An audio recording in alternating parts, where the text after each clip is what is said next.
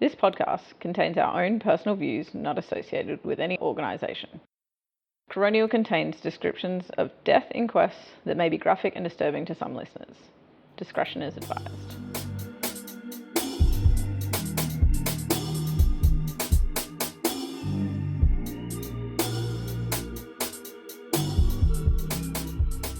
Welcome back to Coronial. I'm Georgie.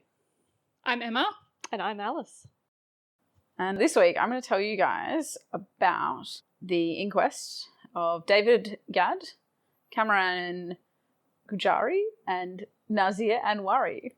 And I may be butchering some of those names, and I apologise. I may not have done well.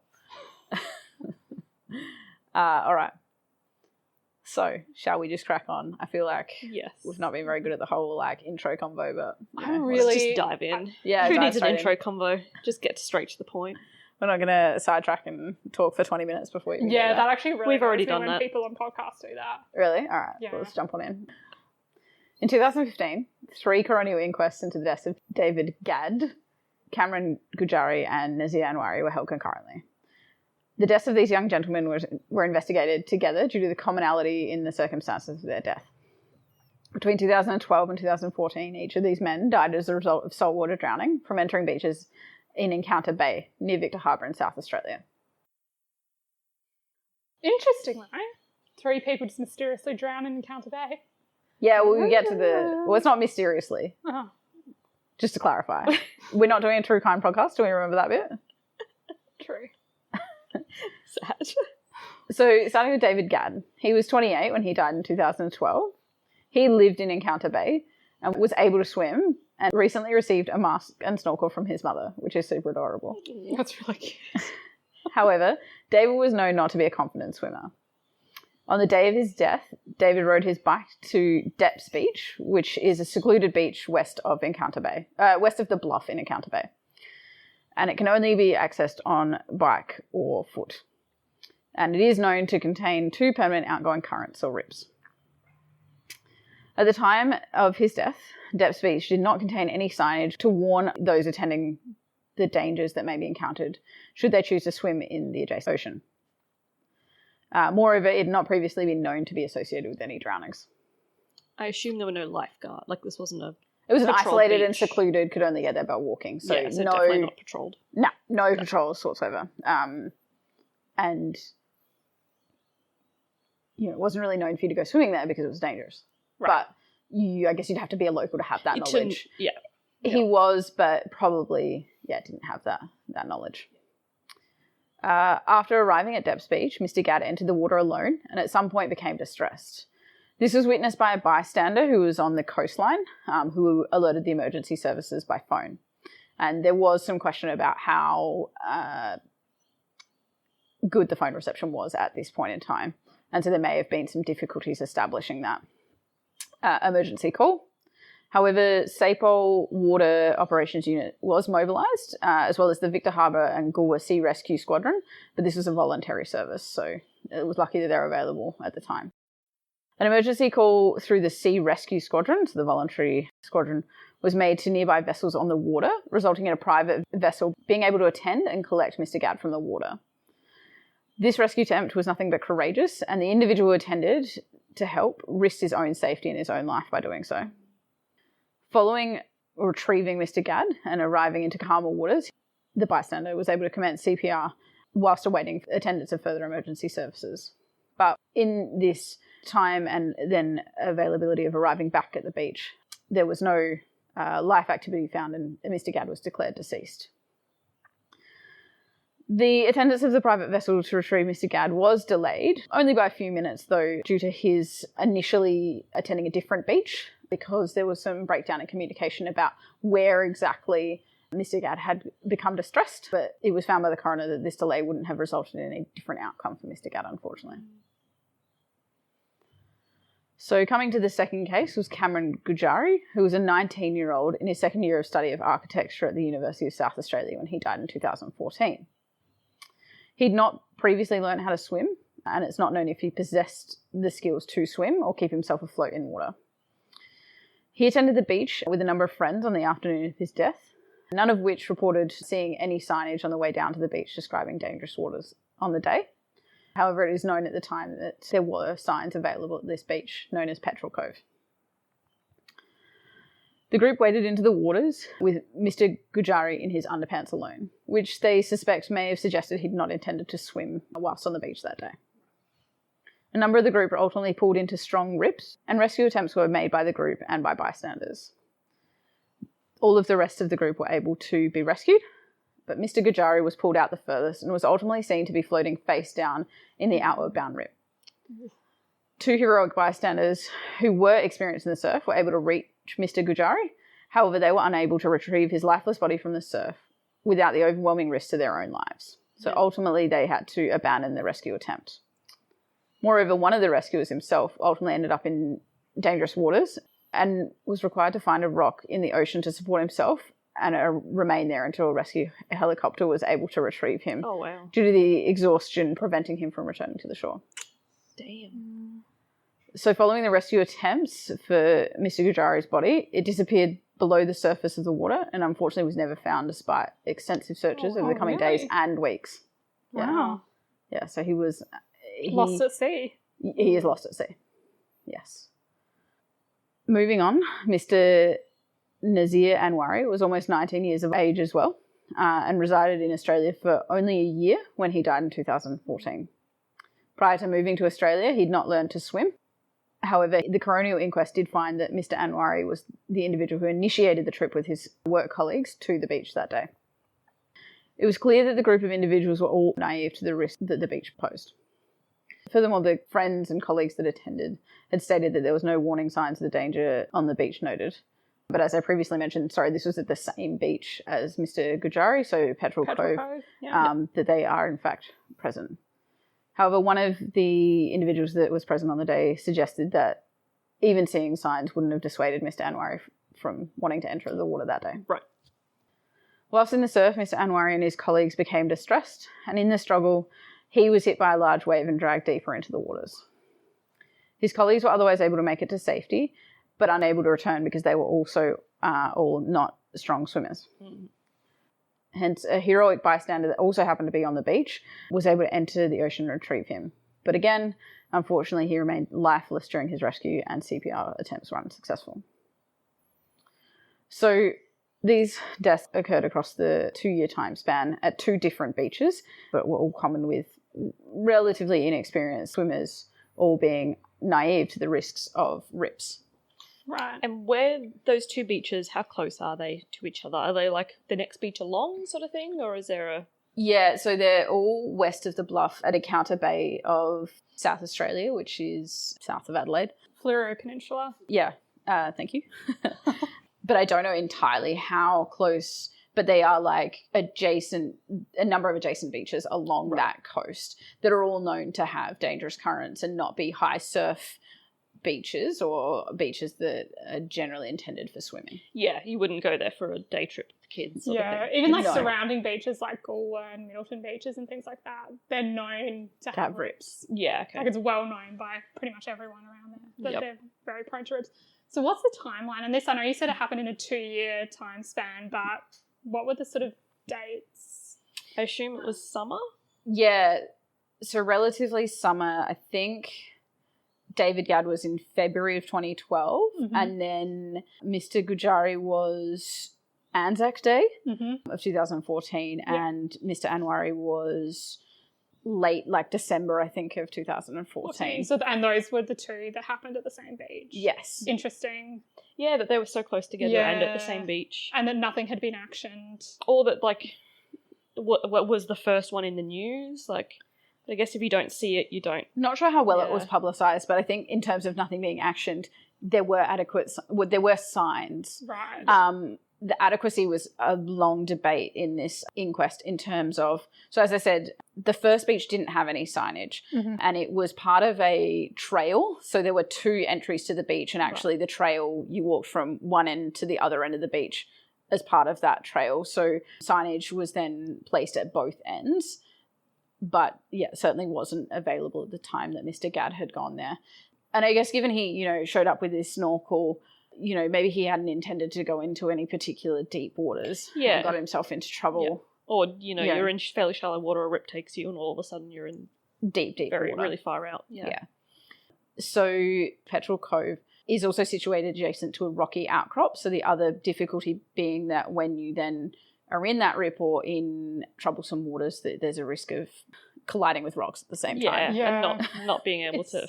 You try to get out of the water, but it's spiky rocks. They're you're just gonna hurt dangerous. yourself on. Yes. Yeah. Because you can Absolutely. get crashed against them. It's very interesting. Obviously, the commonality between these three is that they were unfamiliar with their surroundings and were not very adept swimmers. Yeah. Which also adds to that safety risk. At least two of them, right, were from overseas. Yes. Um, No, hang on.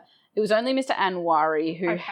had immigrated to Australia. I'm not sure about Mr. Gujari, but certainly he'd never learnt to swim. Because it's interesting, I don't know what it's like in different parts of Australia, but I know as part of our school curriculum, Was to we learn would to swim. definitely learn how to swim, and we were taught about rips and sort of what to do mainly in rips if you get caught in one, and how to just swim out to the side and use your side stroke and Absolutely. do your survival. So it's interesting that And Mr. Gujari's father, so the second individual who didn't know how to swim, his father had said, yes, certainly we as a family have never taught him how to swim. He might have learnt at school, but I'm not really sure. So, Right. he may have had some swimming experience, but it certainly wasn't an everyday thing, nor did his family feel confident in the surf. So his family would have never...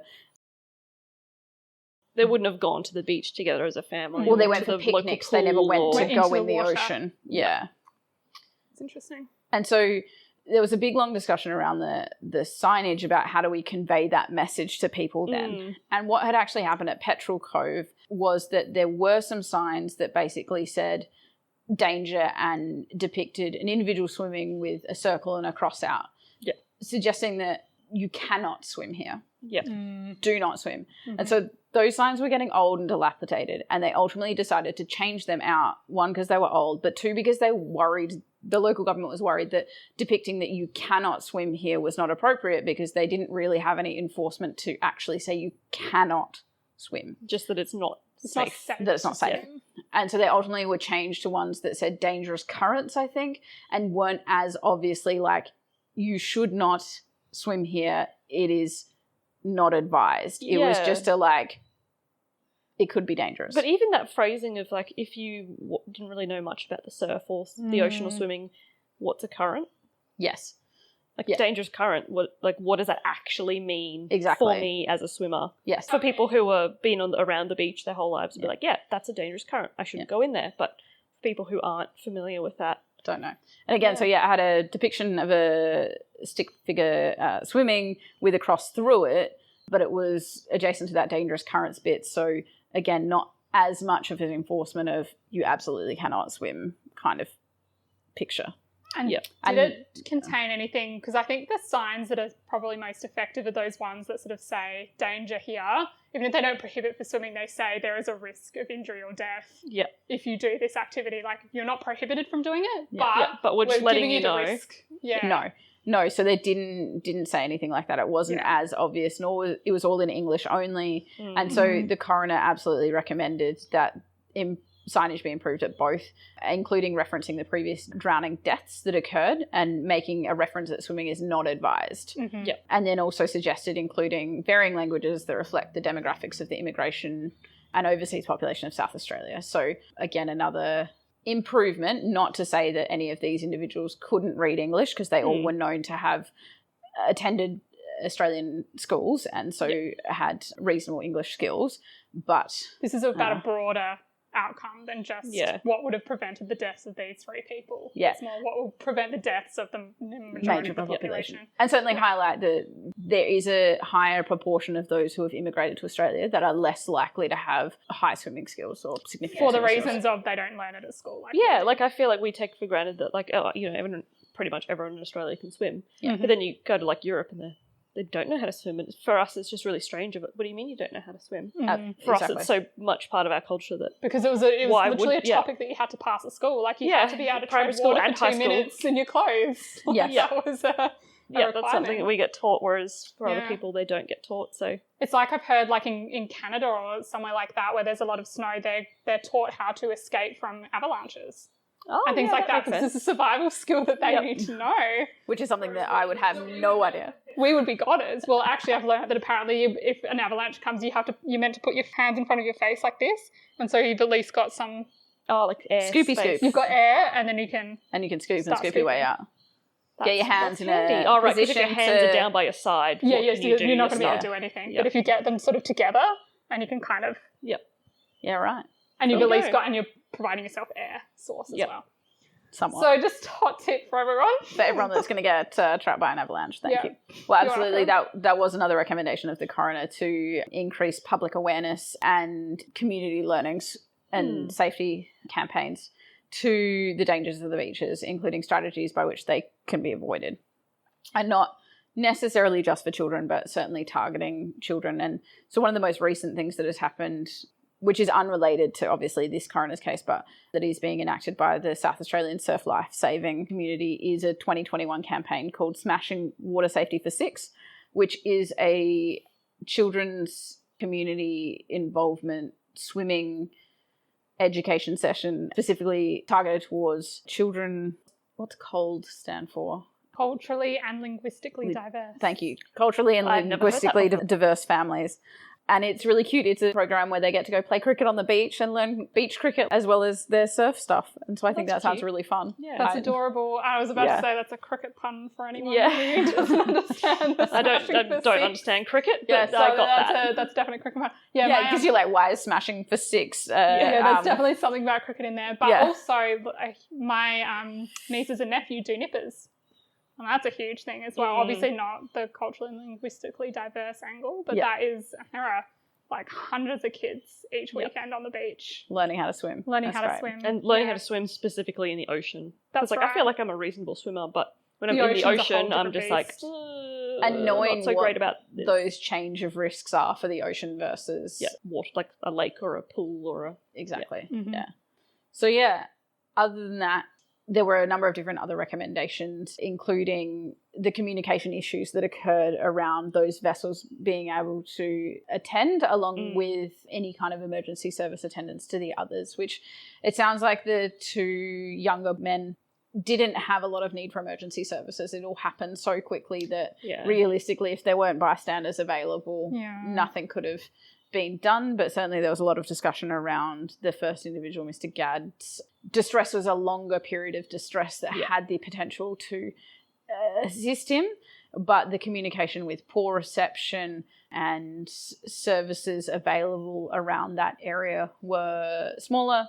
And as that coast of South Australia is expected and continues to grow, they've now established a surf life saving club, another rescue centre, and the coroner recommended looking into the feasibility of having a chopper being able to be located and stationed in Goolwa Airport, the most nearby airport, to assist with those kinds of responses, along with some emergency beacons and improvement in the mobile service available. Beacons? What are those? That's a good question. I'm not entirely sure, but I believe they are with regards to vessels and... Are they not the things that are in the ocean? Like with but I was just wondering how they would help. But maybe are they different colour for a different beach, maybe? So you're looking for the green one? Yeah, okay. Like because otherwise, how do you know which beach is which if there's multiple in a row? Like they're at this beach. If you're on the sea, would you really know which beach is called which? Or even if you were going to the beach yourself, are there necessarily signs that say you're on this beach? Not necessarily. Because when you're calling 000, where are you? Okay, well, I'm at the beach. Which beach? I don't know. Yeah, it looks like they're a beacon system that then just alert to where the GPS coordinates of that emergency beacon is. But from what I can see, it looks like where the nearest beacon is. No, the beacon sends out the distress call of its location to the other emergency services, so they know that beacon has been activated. So I don't know how that would specifically help someone drowning. But I guess if you saw someone... You'd be like, if you were within eye contact, then at least if someone's on the vessel, if they don't have appropriate communication, they can send off their emergency send off the beacon, and then you don't even need to talk to someone and be like, where are you? Here's my GPS coordinates. You've just got the coordinates. Distress signal. Yeah, agreed. So then there was lots of discussion about, well, should we put flotation devices in the ocean? Does that have a pro or con? So emergency flotation buoys, so that if they get themselves into trouble, they can grab something, hold that, and stay there until they can be rescued, so that they've got some sort of flotation device. But does that not have an impact on the native marine life? Don't know. Does that encourage people to go in because they're saying, well, if you get in trouble, you can grab onto it? It's easy enough if you're in a rip just to go straight past that. Like it is, but it's out of arm's reach. No, as in like you just sail straight past. You just go straight miss past the buoy. it, or you're just not close enough to it to grab it. You're too tired to grab it. That's right. You're so distressed you don't even notice it's there. Yeah. And then the other point that they brought up, which I really enjoyed, was them having a big discussion about people vandalizing and destroying. And I was like, oh yeah, that's not. I was like, we should just skip over this because people should just not vandalize things. Especially life-saving flotation devices. I know. I am really sad that they have to have this point of the discussion. Yeah. And then lastly, there was a long discussion around, as I said, the sign depicting you cannot swim here. Is there an ability for local councils and governments to just ban and close a beach altogether? Yeah. Yeah, see, your reaction is kind of what I was thinking of, like, is that a bit of an overshoot? Because you can still be on the sand, on the sand, walking along the beach. You might be walking trails. Yeah. And how do you patrol that in terms of, like, what if I put a big fence across where the water is? Like, yeah, if I dip my feet in, is that swimming? But also it's public land. Like, no one has ownership over that, and no one has the right to close it off. Exactly. Like, there's a certain, I guess, line you've got to draw of people take responsibility and ownership for themselves versus you sort of policing them. Exactly. And beaches is one of those where it's a line that I don't think should be crossed unless it's like a privately owned beach. Yeah. And the second beach, there certainly were swimmers at that beach on the last of those drowning days, where they were confident swimmers. They did feel comfortable in that area of the beach. They knew where the rips were and knew how to avoid those areas of rips and stay safe in other areas. And so does it mean that they should close off the whole beach just because one individual, or now 3 individuals, have drowned across those various beaches? Is that an overshoot in terms of safety? But I can see how you would feel more safe if you're like, well, there's other people in the water. It can't be that bad. And that was and you're sort of going talked about. too, but then you don't know that the ability level of the other people, they might be surf lifesavers. That's right. And very well equipped to deal with that situation, but you as not a particularly strong swimmer, you see someone else in the water, you think, oh, it must be fine then. Yeah, and so it was talked about that the others that were there were strong swimmers or locals or something that meant that they knew that beach pretty well, and then this naive group of kids has kind of come along, driven from further away, don't live in that coastal area, and may have gone in because they've seen others in there and thought it was appropriate and thought, oh, we found a relatively secluded beach and there's other swimmers here, so this is safe.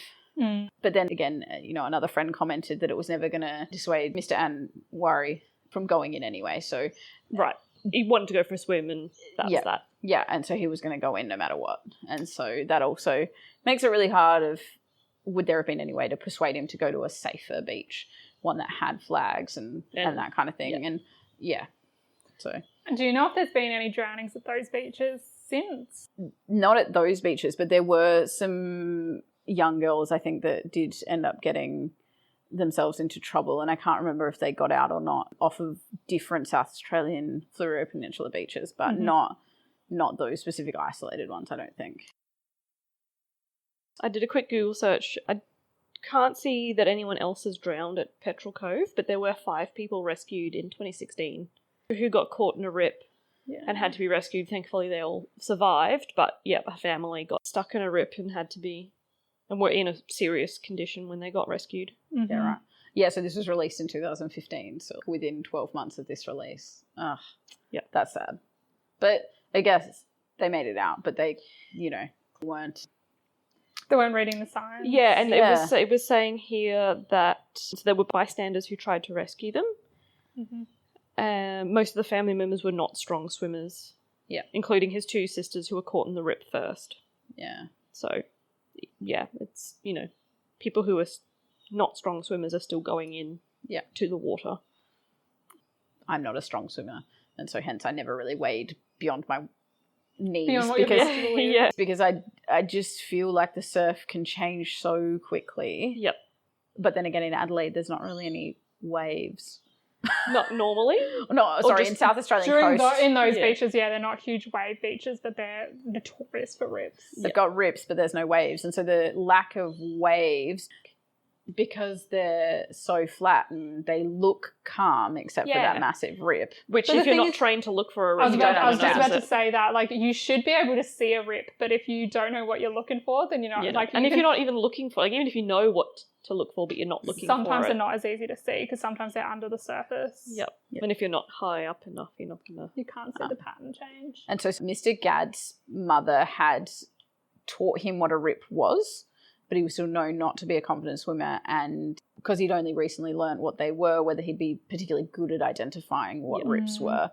And so it was hard to tell if he was that, able to identify one. Yeah, and look, if I'm honest, like if I'm going to a patroled beach and I'm swimming between the flags, I'm not checking for a rip.